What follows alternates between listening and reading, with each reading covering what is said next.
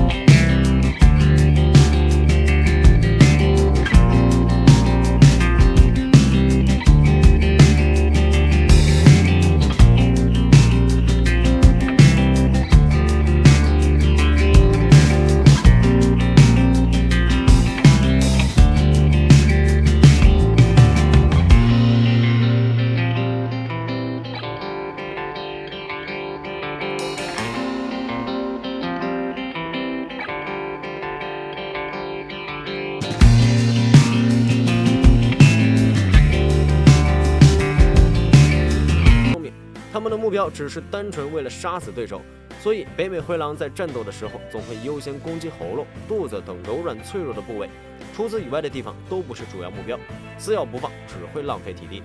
犬科动物的爪子不像猫科动物那样尖利，也没有猫科动物的灵活性，所以它们的攻击手段就是靠咬。因此，咬合力和牙齿的杀伤力也是一个重要的战斗力评判标准。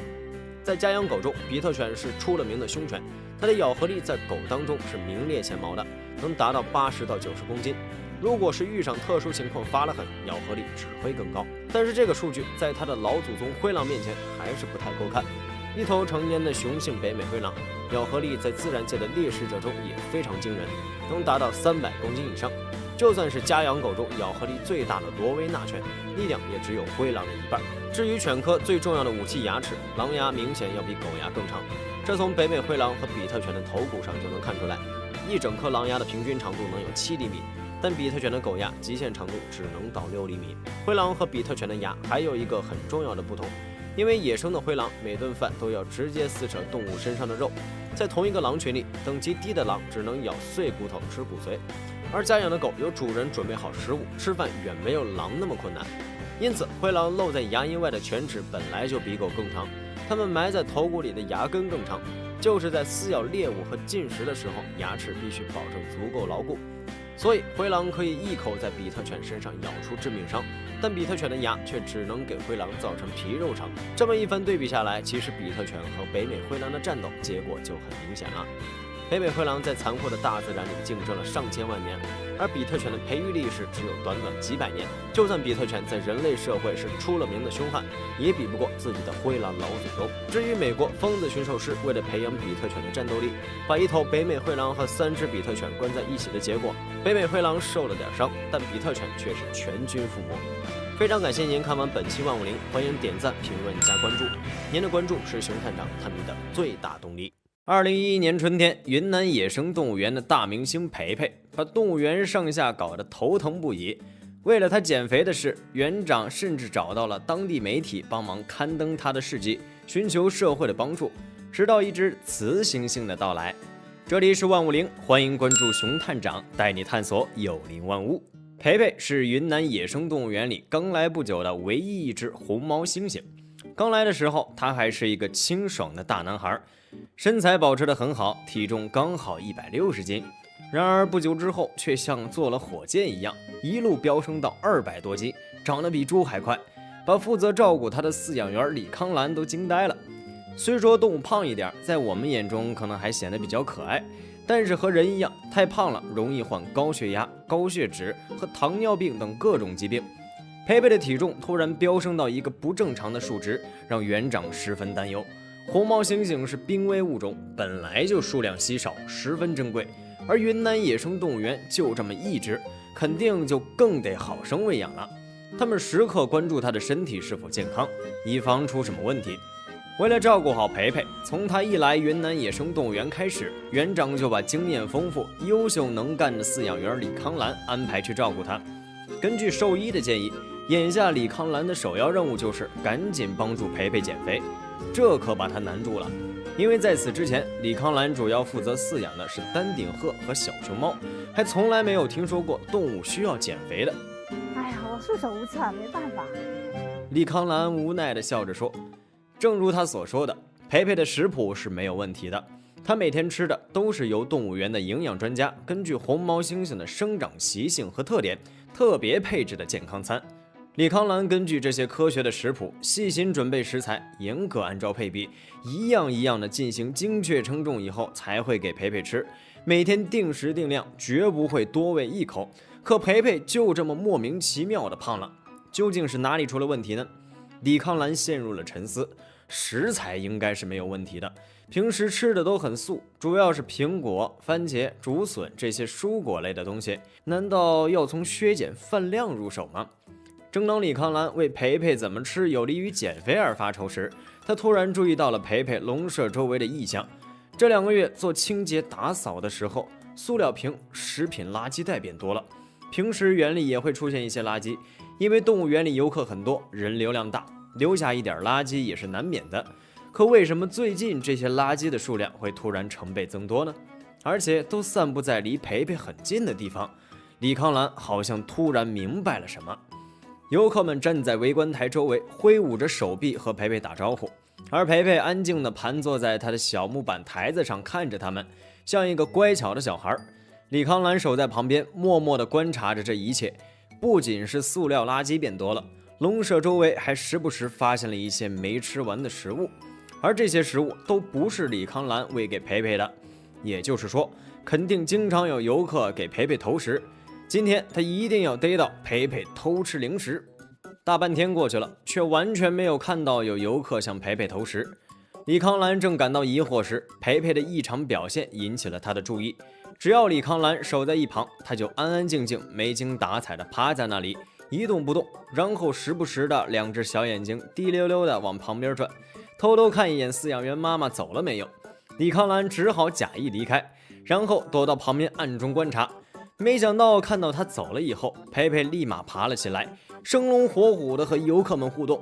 随后李康兰终于看到，原来培培都是趁他不在的时候动起了他聪明的小脑瓜，引得游客们向他投食。他的智商高嘛，有时候会搞一些小动作嘛，像勾勾手指头啊之类的，然后像眨眨眼睛啊，这些行为嘛，就引起游客的好奇嘛，然后他们觉得好玩，然后就投给他一些东西了嘛。在发现了这个问题以后，李康兰就搞了块牌子，写上标语提醒大家不要投食。但这个情况还是没有得到好转，因为培培实在是太机灵，太会讨好人了。只要看到游客手里有吃的，他就开始耍宝卖萌，想尽一切办法让人丢零食给他解馋，搞得大家实在把持不住。可是除了继续从游客这边想办法，李康兰也不知道该怎么办了。因为当游客把吃的丢进去以后，他也无法到里面去拿，只能任由培培把这些高热量的食物吃下去。眼看着培培的体重一直增长，越来越胖，他不能放任着这种情况发展下去，只好苦口婆心的每天在游客旁边劝说他们不要给培培投食。而在他的努力下，游客们也理解了这样的做法对培培有多大的危害。渐渐的，投食的游客越来越少了，李康兰终于松了口气。但是培培却不高兴了。培培知道是李康兰一直在阻止游客给自己扔吃的，所以他经常在康兰妈妈面前表现得乖乖的，希望她信任自己，不要一直在附近看守。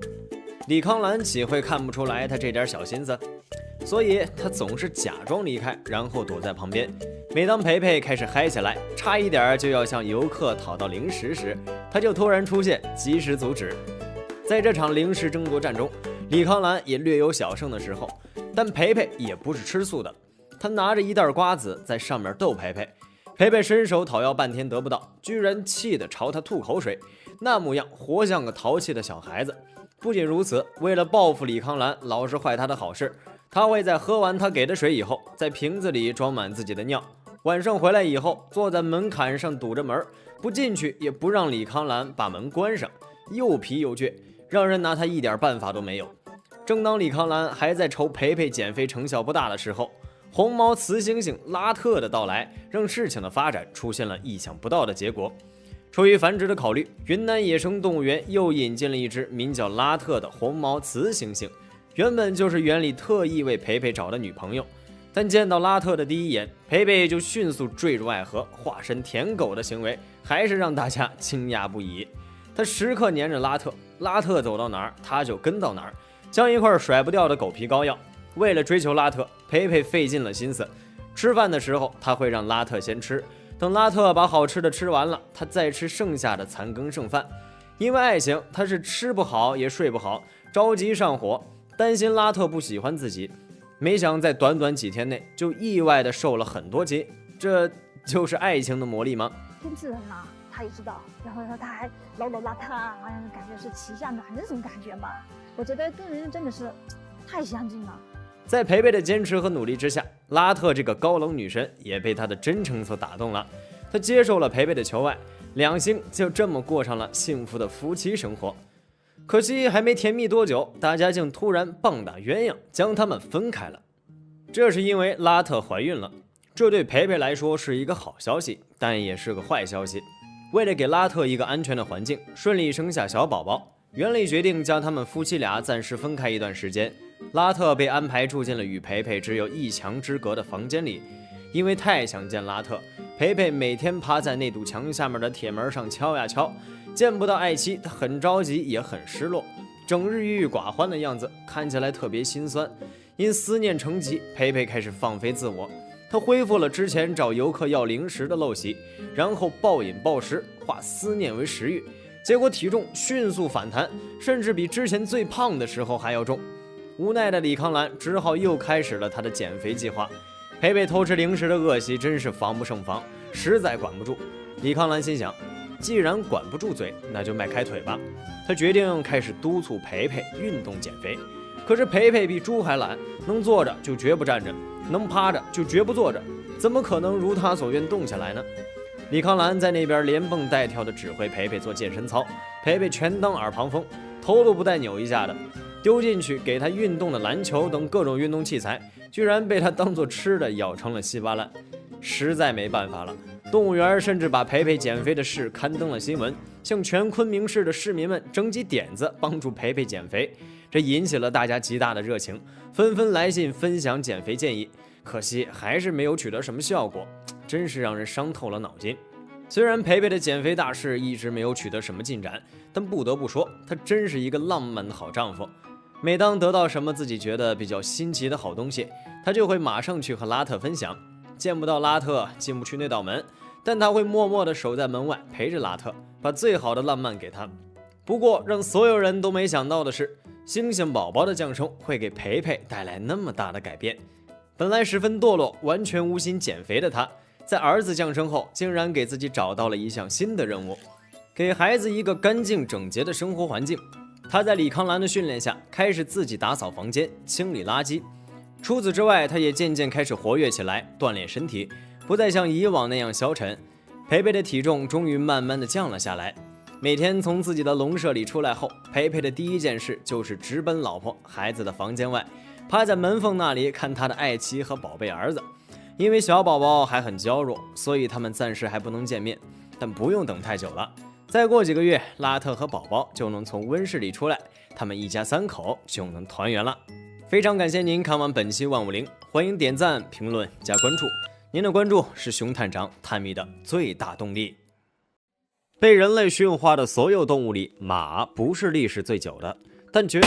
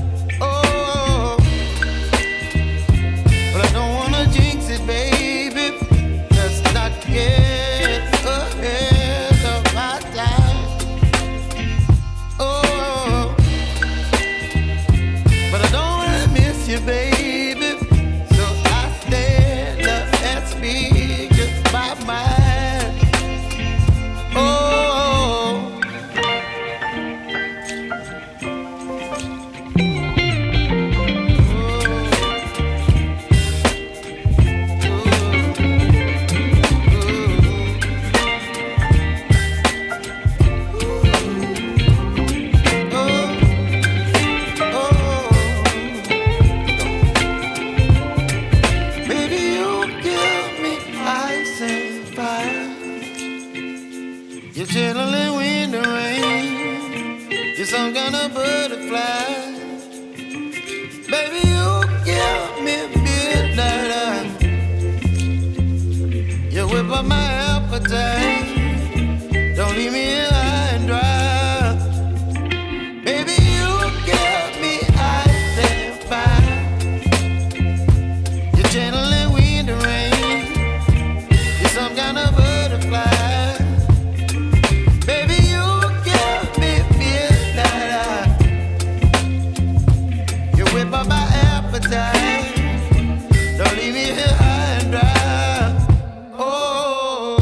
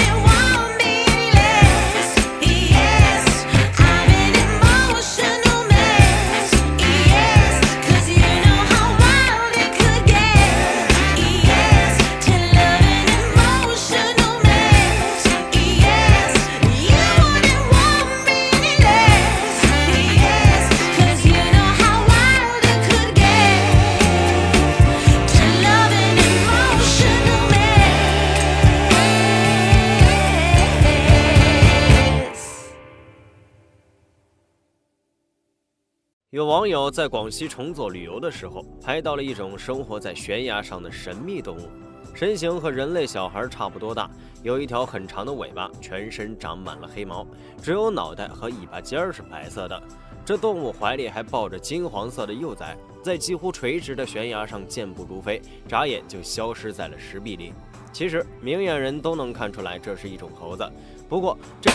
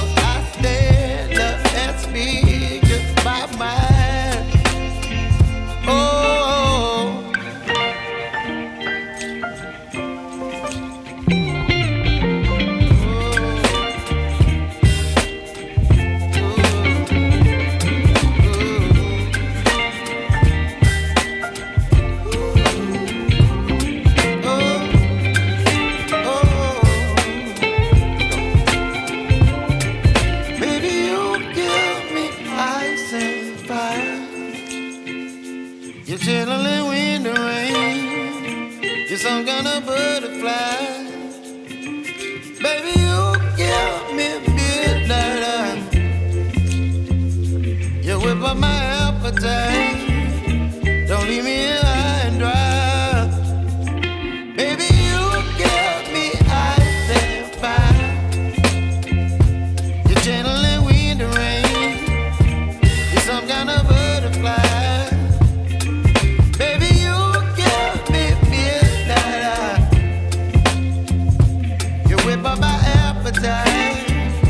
Don't leave me here high and dry. Oh, oh, oh, oh,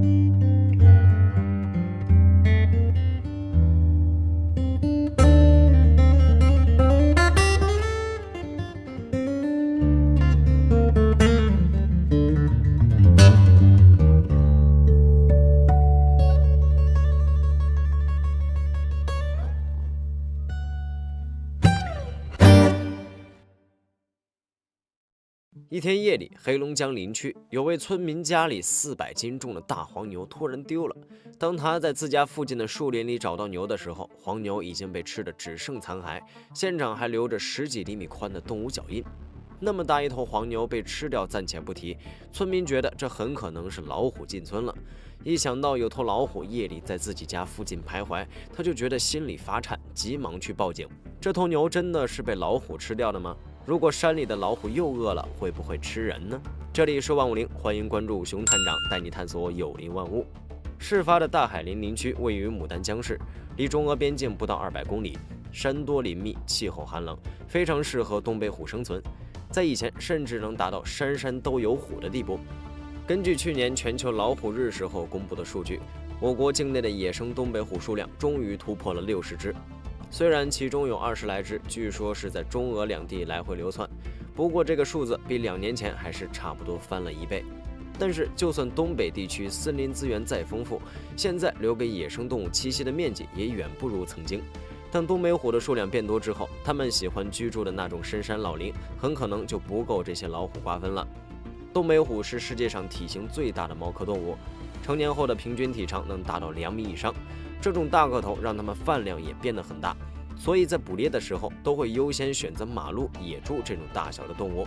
但是东北地区气候严寒，在事件发生的牡丹江市，冬季平均气温只有零下17度到零下6度，属于寒温带气候。每到冬天，野外的动植物整体数量都会下降，所以就算是在深山老林里，东北虎爱吃的大型猎物分布密度很低。为了找到合适的猎物填饱肚子，野生东北虎每次捕猎都需要走很远的路，因此在完全没有人类干预的自然条件下，东北虎的活动范围非常大。通常来说，体型较小的雌性东北虎需要300到500平方千里的活动范围，而一些体格非常健壮的雄虎，活动范围可能会超过1000平方千米。东北虎在自然界中的地位不用多说，这些大猫有着身为食物链顶端的骄傲，领地意识极强，在自己的领地里只允许自己的猎物以及不能对自己构成威胁的捕食者存在。除了求偶以外，一只成年东北虎是绝对不会允许另一个成年同类进入自己的领地，因此东北虎之间的领地很少重叠。新出生的东北虎成年之后就要自己去开辟新领地。现在东北地区的老虎们整体数量变多，所有老虎加起来的活动范围也就比以前更大。一些实力弱的东北虎抢不到最好的地盘，就很有可能被排挤到人类生活的地方附近。寒温带和寒带气候的冬天都是最难熬的，植被枯萎，很多动物要么迁徙，要么冬眠。东北虎的猎物大量减少，就算是丛林之王，在冬天也少不了饿肚子。在自然界中，很多猎食者不需要每天进食，东北虎一次吃饱之后，可以1星期不用再吃东西。但是在大雪封山的冬季，东北虎很有可能几个星期都吃不饱，只能靠抓点小动物维持生命。这种时候的饿虎攻击性非常强，只要能让自己吃饱，它们是不会挑剔猎物的。不管是人类家里养的黄牛，还是冬眠的年轻黑熊，这些原本并不在它们食谱里的动物，都会被东北虎袭击。2020年10月，我国首次发现了野生东北虎吃掉成年黑熊的事件。事情发生在小兴安岭的太平沟自然保护区。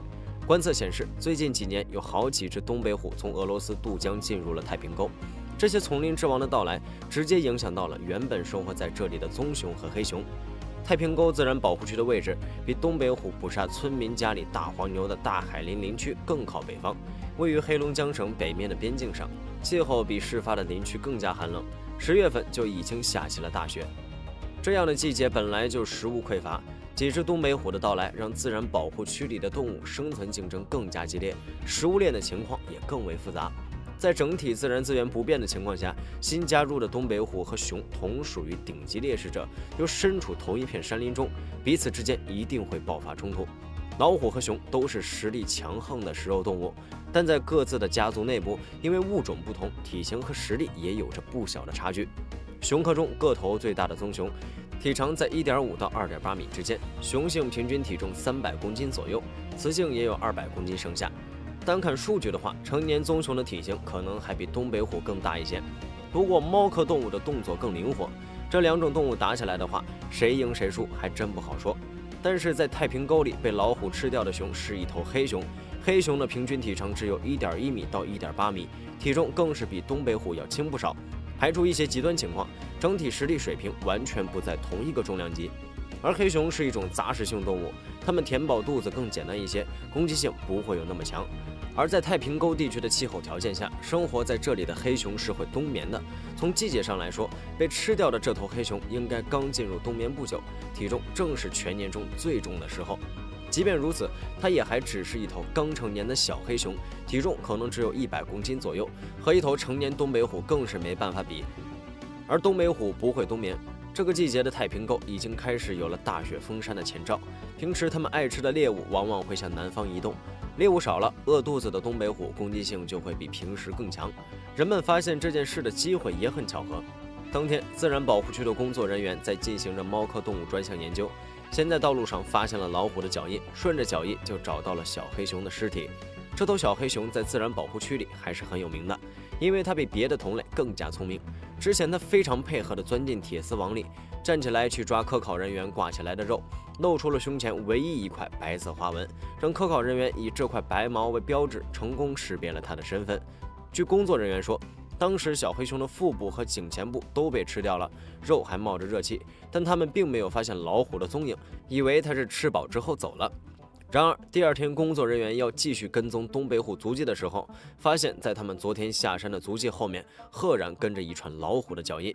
再想想昨天发现小黑熊的时候，肉还在冒着热气，就算是常年在这片山林中活动的工作人员，也不由感到胆战心惊。在人们观察黑熊尸体的时候，那头东北虎很可能提前发现了人类的动静而离开，但就藏在附近。工作人员都觉得后怕，如果昨天他们同行的人少，那在下山的时候，东北虎会不会突然暴起攻击人，就真的不好说了。一头野生东北虎在夜里悄悄咬死了村民家的黄牛，还把400斤重的牛拖到附近树林里吃了个精光。这样的事在东北真不算罕见。既然能跑到村里捕食家畜，那要是东北虎真的饿极了，会不会袭击人类呢？在了解野生动物的习性之后，就会发现这个问题的关键其实并不复杂，主要就是取决于老虎饿不饿，以及人类会不会独自遇上老虎。根据2007年一次老虎在村庄附近捕食家畜的报道来看，那时老虎吃掉家畜的事情时有发生。记者采访了一位老猎人，指出了东北虎为何会下山的原因。当年山上偷猎的人太多，野猪、狍子、马鹿等动物原本是东北虎最主要的猎物，却被山上大量的铁丝套等陷阱捕杀。再加上当年正好下过2场很大的雪，东北虎在山上更难找到猎物，饿极了就跑到村庄附近捕食家畜。当一头恶虎准备捕食的时候，如果恰好遇上1-2个落单的人，就算他对人类再怎么陌生，只要他觉得应该能捕食成功，很可能就会袭击人类。毕竟野生动物没有道德和法律的概念，只有活下去才是最重要的事。但人类和动物不同，虎可以吃人，人伤虎却要担上责任，这听起来似乎并不公平。那为什么还要这样大力保护会伤人的东北虎呢？最重要的原因是，自然界的食物链是环环相扣的，一旦野生东北虎灭绝，很可能会带来更大的损失。食物链简单来说就是大鱼吃小鱼，小鱼吃虾米，最低级是微生物，往上是植物、昆虫，然后是以植物为食的草食动物，还有以昆虫为食的小型动物。按照这个规律，除了人类以外，食物链最上层就是豺狼虎豹这些顶级猎食者。假如一个地方的食物链缺了一环，那对于这个区域的自然环境来说，都有可能会是毁灭性的打击。东北虎也是其中不可或缺的一部分。在上世纪的俄罗斯，曾经因为过度猎杀，导致东北虎的数量甚至还不到100只。缺少了东北虎的竞争和压制，西伯利亚平原狼的数量猛增。这种群居动物袭击家畜甚至人类的时候，造成的危害也不比东北虎小多少。在我国东北地区，虽然没有很多平原狼，但山上的熊、豹等肉食动物也不少。就算不看肉食动物，换一个角度来说，东北虎是野猪、马鹿等动物的天敌，它们的存在可以控制这些动物的数量。如果没有东北虎，那么泛滥的野猪同样会成灾。另外，东北虎的数量还可以直接体现出自然环境的变化，因为食物链是层层递进的，自然环境保护得好了，小动物数量会直接增加，累积到最顶端，东北虎的数量也会跟着变多。但是，东北虎给普通人带来的危害也显而易见。对于普通人家来说，一头牛的损失可不小，如果无法得到补偿，那很可能会催生出报复性猎杀，这对于人和虎来说都不是好事。这种情况，国家当然有考虑到，所以经过一次次修订的野生动物保护法里，现在就有了明确的规定。当国家规定的野生保护动物给人们造成了人身安全和财产上的损失之后，可以上报当地的有关部门，由当地人民政府来赔偿损失。像前几天黑龙江的这位村民，当家里的400斤黄牛被东北虎吃掉，他报警之后，当地林业局和警察一起来了。只要经过实地调查核实，确定这头牛是这家人养的，也是真的被东北虎吃掉，那就可以去申请赔偿。非常感谢您看完本期万物灵，欢迎点赞、评论、加关注。您的关注是熊探长探秘的最大动力。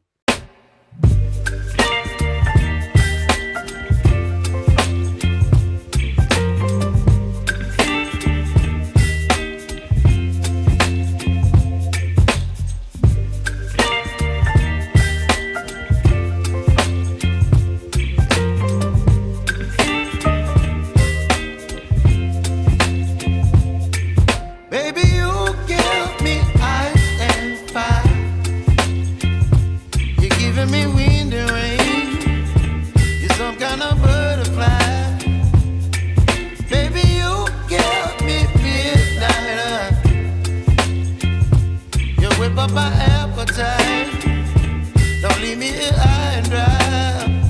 Oh,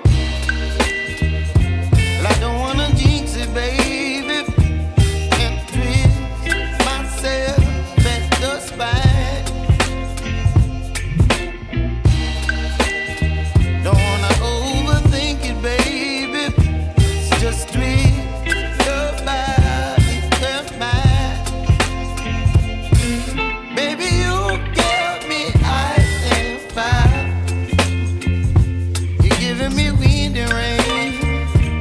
Some kind of butterfly, baby, you give me midnight. You whip up my appetite, don't leave me here high and dry. Oh, but I don't wanna jinx it, baby. Let's not get ahead of my time. Oh, but I don't wanna miss you, baby. So I stand up and speak just my mind. Oh.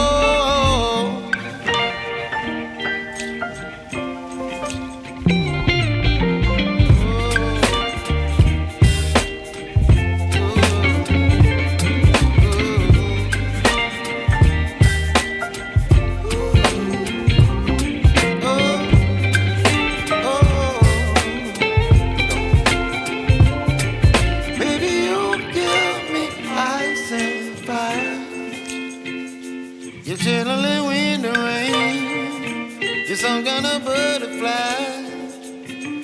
Baby, you give me midnight. You whip up my appetite. Don't leave me here high and dry. Baby, you give me ice and fire. You're chilling wind and rain. You're some kind of butterfly.